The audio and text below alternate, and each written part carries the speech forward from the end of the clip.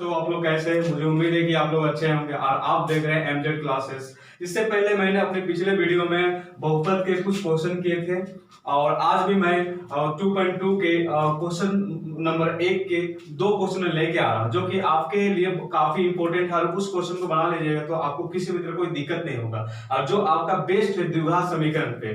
ठीक है, तो मैं चाहता हूं कि आप मेरे वीडियो को अच्छी तरीके से देखें और पूरी देखें। मुझे उम्मीद है कि आप लोगों को समझ में जरूर आएगा। तो चलिए अब हम लोग चलते हैं बिना देरी किए अपने क्वेश्चन की ओर। तो हमारा जो क्वेश्चन है आपका 2.2 का फर्स्ट नंबर का 4 नंबर क्वेश्चन।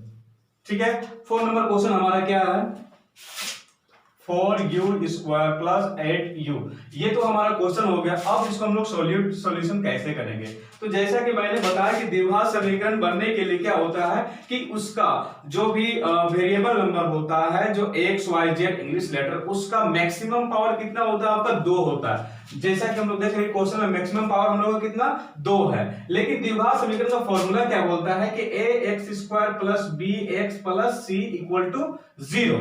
कि मतलब बोल रहा है कि एक वेरिएबल में पावर 2 होना चाहिए, दूसरा में पावर 1 होना चाहिए और तीसरा में कोई भी वेरिएबल नहीं होना चाहिए। लेकिन हमारा क्वेश्चन तो ऐसे नहीं दिया हुआ, तो हम लोग क्या इमेजिन कर सकते हैं? यहाँ पे 4u square plus 8u plus 0 equal to कुछ भी नहीं है, तो हम लोग क्या मान सकते हैं? उसको 0 मान सकते हैं। आप लोगों को तो पता ही होगा। ठीक है, तो अब हम लोग यहाँ पे 0 मान लिए। तो अकॉर्डिंग टू द्विघात समीकरण के हिसाब से ये 0 उधर चला जाएगा, तो 0 माइनस 0 मतलब 0 ही आएगा। ठीक है, अब यहाँ इधर हमारा क्या बचा? 4u square 8 equal to 0। अब हम लोग देख रहे हैं कि यहां से अब हम लोग वो जो पिछले वीडियो में मैंने बताया था कि लास्ट डिजिट को एलसीएम लेना है, तो वो चीज नहीं करेंगे क्योंकि मेरे पास ऑप्शन ही नहीं है। ठीक है, तो अब हम लोग क्या करेंगे? इस दोनों में से कॉमन निकालेंगे। कॉमन करने का मतलब उस दोनों में से सेम क्या चीज आता है। तो आप जो देख रहे हैं कि यहाँ पे u स्क्वायर है, यहाँ पे u है, तो आप सबसे पहले क्या निकालिएगा? u का कॉमन निकालिएगा। तो सबसे पहले हमने u का कॉमन निकाल दिया। अब देख रहे हैं तो यहाँ पे अब मेरा नंबर कॉमन निकलेगा। क्यों? क्योंकि देख रहे हैं कि 4 है 8, 4 और 8 ये दोनों किसका टेबल में आता है? आपका 4 का टेबल में आता है। तो कॉमन क्या निकल जाएगा? आपका 4। तो 4 और u हमने कॉमन निकाल दिया। जब हम लोग यहाँ से 4 कॉमन निकाल दिया तो क्या बचा? कुछ नहीं, तो 1 बचा। गुड। उसके बाद देख रहे हैं यहाँ पे एक u निकाल चुके हैं, तो कितना बचा आपके पास? u बचा। फिर प्लस यहां से आप u ही कॉमन निकाल दिए, तो क्या बचा? आपके पास 8 था, तो उसमें से 4 कॉमन है, तो 4 का टेबल में 8 कितने बार में आता है? 2 बार में आता है। तो आप यहाँ पे क्या लिखेंगे?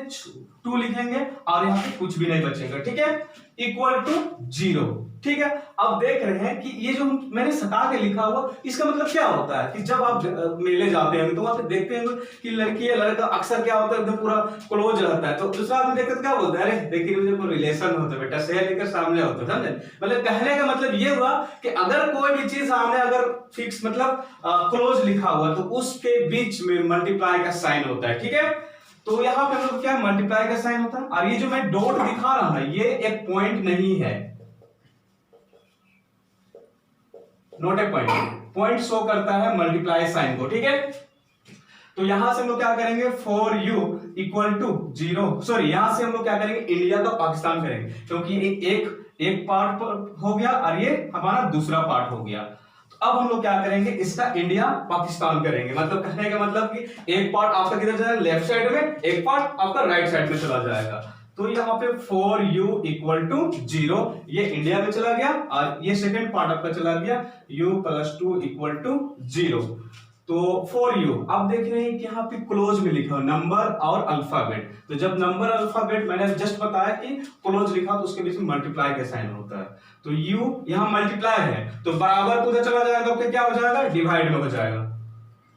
तो 0/4, तो u इक्वल टू कितना आ गया? अब किसी भी नंबर को 0 से डिवाइड दे या 0 को किसी भी नंबर से डिवाइड दे, तो उसका वैल्यू क्या आता है? आपका 0 आता। तो u इक्वल टू कितना आ गया हम लोग का? 0 इंडिया में आ गया। अब हम पाकिस्तान में चलते हैं, u प्लस 2 है, तो ये प्लस 2 है, तो बराबर उधर चला जाएगा तो कितना चला जाएगा? -2 हो जाएगा।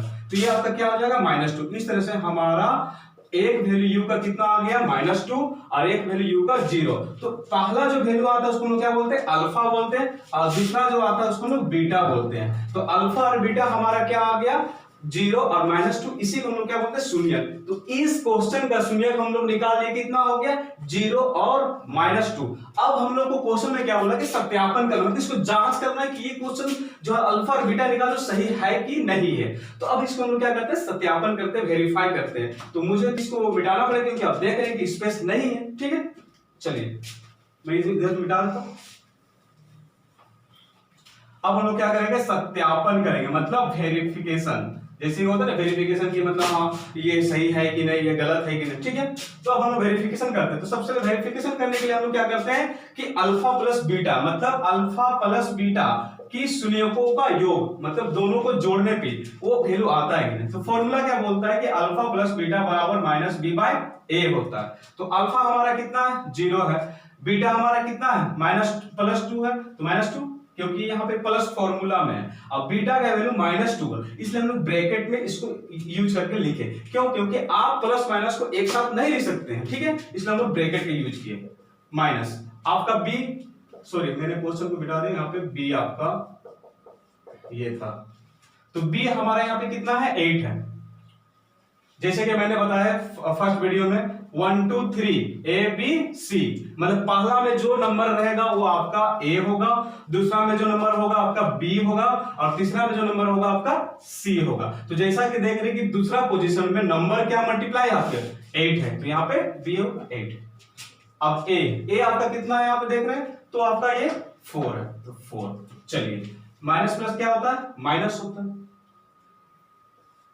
इक्वल टू, अब देखिए 4 से कट जाएगा, 4 2 जा 8, तो -2, 0 में से -2 कीजिएगा तो कितना आएगा, -2 आएगा, इक्वल टू -2। तो बोथ साइड क्या आ रहा, LHS RHS इक्वल है, मतलब अल्फा प्लस बीटा।